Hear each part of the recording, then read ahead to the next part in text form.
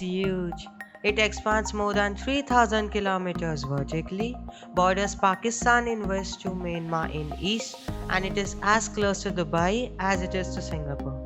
It's huge, being the seventh largest country in the world at about 3.287 million square kilometers. India's geography is unique. From the foothills of the Himalayas to tropical south, from deserts in Rajasthan to delta mangrove basins in Bengal, India has a population of over 1.38 billion, second most populous country in the world behind China. Most of India's population is centered near Ganga River basin. India is blessed with rivers, and Indian rivers derive their water from glaciers of Tibet and monsoon. About 51% of India is suitable for agriculture. That's nearly 1.68 million square kilometers, in which farmers do what we call double cropping. Along with this, the enormous watershed of rivers allows farmers in India to grow rice along with wheat. Europe mostly relies on wheat. Wheat produces 4 million calories per hectare as opposed to rice, which produces 11 million calories per hectare. This is one of the reasons why population of India is greater than the entire population of Europe. India has a population greater than the continents of North America, South America, and Oceania combined. To put that into perspective, India's most populous state, Uttar Pradesh, if it was a country, would have been the fifth most populous country in the world, having populations higher than Indonesia, Pakistan, Brazil, Nigeria, Bangladesh, and even Russia. India, for most part of its history, did not look outward, since it was the most technologically advanced civilization and had all the natural resources at its back. There have been big empires in history like the Mauryan Empire, Gupta Empire, and Maratha Empire, but for most part of its history, there have been small fragmented kingdoms fighting amongst themselves. India used to be known as Golden Bird for most part of its history, as it was home to majority of world's gold and other precious items. The Kohinoor, the biggest diamond in the world, was derived from India. Spices, textiles, and all luxury items of finest quality were imported from India. To make you understand obsession of world with India, in 15th century when the Ottoman Empire conquered Anatolia, which threatened European trade route with India, European sailors went off to search for India by sea.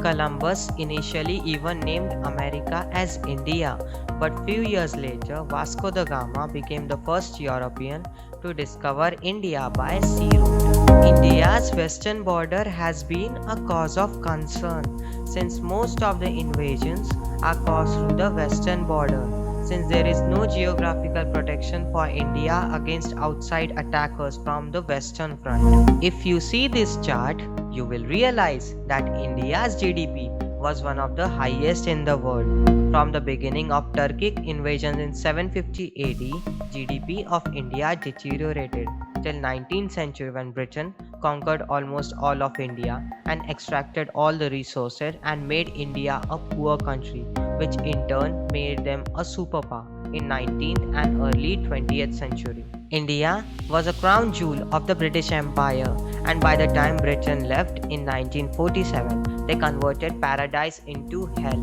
To give you a number, Britain stole about 45 trillion US dollars from India, which is greater than twice the GDP of United States in 2021. By the time they left, they also partitioned India into India and Pakistan. India lost about 24% of its land to Pakistan and Bangladesh. One of the noticeable weakness in Northwest is the region of Punjab, which is flat in every direction. There isn't favorable geography to slow down the attackers. If there would have been a significant mountain range, it would have been an asset to India. Just next to it is the Thar Desert. It extends up to India's border with Pakistan. It's easier for Pakistani soldiers to attack, but it would be difficult for India to defend near the border. It's relatively sparsely populated compared to Pakistani side, and it's easier for Pakistan to build up military infrastructure at the border while it is hard for India. If Pakistan invades India, they would have to cross this desert, which would be difficult, but overall, Pakistan has a greater advantage by having populated an inhabitable area. There is also dispute between India and Pakistan on the region of Kashmir. Pakistan has illegally occupied parts of Jammu and Kashmir since 1948, which has been the boiling point between these two countries for more than 2 decades. But Pakistan's geography doesn't help it either, meaning it's easier for India to invade Pakistan till the Indus River, which leaves Pakistan's major cities like Lahore, Faisalabad, Hyderabad and capital Islamabad exposed, which is just 83 kilometers away from the Indian Army controlled Kashmir. If there was a significant river or mountain range or something in between these two countries, they might have been able to coexist, but as of now, India-Pakistan conflict seems almost endless. Hey, you two are cool, right? Of course, he's my son. We have the same DNA. Kashmir, Gazwai Hind, we'll eat India. Go to hell. Oh here we go again. The northeast of the country is shielded by formidable Himalayas. The mountain range is nearly impenetrable, even for a modern army. China and India have fought a few small skirmishes over border disputes in this region, but a full-scale land invasions from either across Himalaya would be difficult. Largely because of this enormous mountain range, historically, China and India developed culturally and economically independent of each other. And Tibet, a buffer country, used to exist between India and China for most part of its history until China illegally occupied Tibet in 1950. China has illegally occupied Aksai Chin since 1962 and claims Arunachal Pradesh as part of South Tibet, which doesn't go well with its Indian neighbor. The contact between two countries remain cold due to border disputes. Both countries claim Aksai Chin and Arunachal Pradesh, and every few years the dispute escalates, a dangerous situation between two nuclear powers. You can't drive from India to China due to this. There are no border crossings between them. But for most, there is little reason to cross the border as two countries are vastly different culturally. Due to this mountain range, they did not have much contact historically. China also never invaded India historically before turning communist, so they developed into what they are today, independent of each other. China believes that there can be only one superpower of Asia, hence China does not welcome the rise of India as its potential future superpower. This is main reason why these two countries are always at odds. China has control over Tibet, a vast region lacking the infrastructure necessary for troop movements, while India remains politically close to Nepal and Bhutan, two countries sandwiched between India and China. However, Siliguri corridor, also known as Chicken's Neck, is India's greatest geographical weakness. If Chicken's Neck would have been blocked, then it would cut off India's contact with its northeastern states. India went as far as having Doklam, a military standoff with China for protection of Siliguri corridor against China's expansionism. Let's talk about the military position of India and China when it comes to geography. The average elevation of a Chinese airbase near Indian border is 13,337 feet. Except Leh, all Indian fighters take off from Indo-Gangetic plains. The amount of stress that would undergo on Chinese aircraft is enormous. Due to this, Chinese fighters can carry only half of their weight when compared to its Indian counterpart. China holds a significant land advantage due to its sheer industrial complex.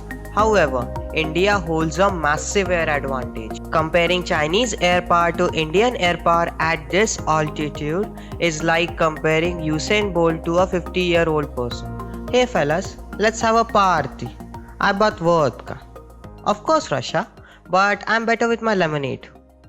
Let's have a sip in the name of Hindi Chini Boy Boy. I think Arunachal Pradesh is mine. I'll destroy you, India. Get lost. We aren't friends anymore. Holy crap. Whom should I choose? One is my friend and other is my brother. I am confused. In south is India's main asset, the ocean. India is covered on three sides by the ocean, hence a country to attack would need an transoceanic supply lines which are hugely expensive and logistically difficult, therefore weakening an invading army. The Andaman and Nicobar Islands are India's permanent aircraft carrier which allows it to hit on China's underbelly as more than 80% of oil and 60% of China's import pass through these narrow straits. India could also annihilate Pakistan on seafront. She only has a narrow stretch of coastline here in south at the Arabian Sea and only a handful of significant ports which if eliminated could turn Pakistan into a landlocked state. The port of Karachi alone handles more than 60% of Pakistan's import. If Karachi could be blockaded or captured, can halt 60% of Pakistan's cargo and supplies from getting inside the country. The ocean also acts as a double-edged sword.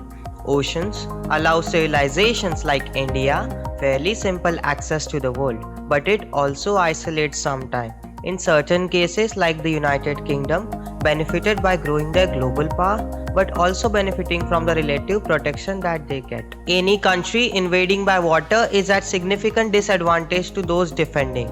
So ocean borders still were and are geographical protection. However, India is somewhat relatively isolated. They are over 800 miles to Persian Gulf, about a 2 days boat journey, over 1700 miles to Singapore, a 4 days boat journey, and nearly 3500 miles to Hong Kong over a week's boat journey. In fact, by boat, they are really as close to significant cities of Eastern Asia as Perth, Australia. India has huge amount of diplomatic clout on its side along with soft power in the United Nations. It has good relations with Middle Eastern countries, Europe, Africa and ASEAN. India is the only country in the world that has good relations with United States and Russia. Nowadays, most of top tech US companies are led by Indian Americans. Along with that, a huge number of Silicon Valley startups are founded by Indians, despite being only 1.2% of population in United States. Indians are one of the most influential communities living abroad as they are one of the most educated and prosperous community living in the Western world. According to Global Firepower Index, India is the fourth most powerful country in the world with an annual budget of 60 billion US dollar. It has one of the largest standing armies in the world. Over 10% of India's population would mobilize for a war. It would mean 138 million troops. No army in the world could match those numbers. India has huge potential.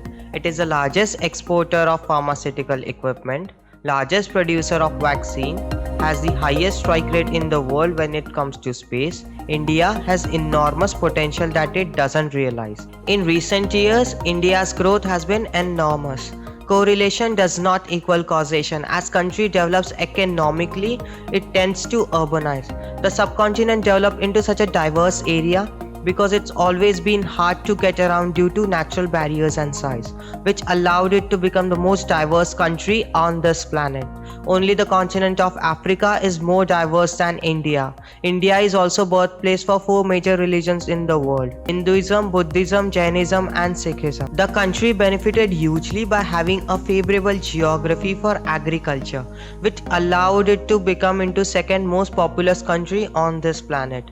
Economically, its numbers are its asset. With so many people, there has to be a good amount of highly educated people who can drive innovation, serve as a workforce and raise the development level for the entire country. As one of the fastest growing economies in the world, the next 10-15 years would be crucial for India. India has all the ingredients necessary to becoming a world superpower. The only thing that is stopping India is itself.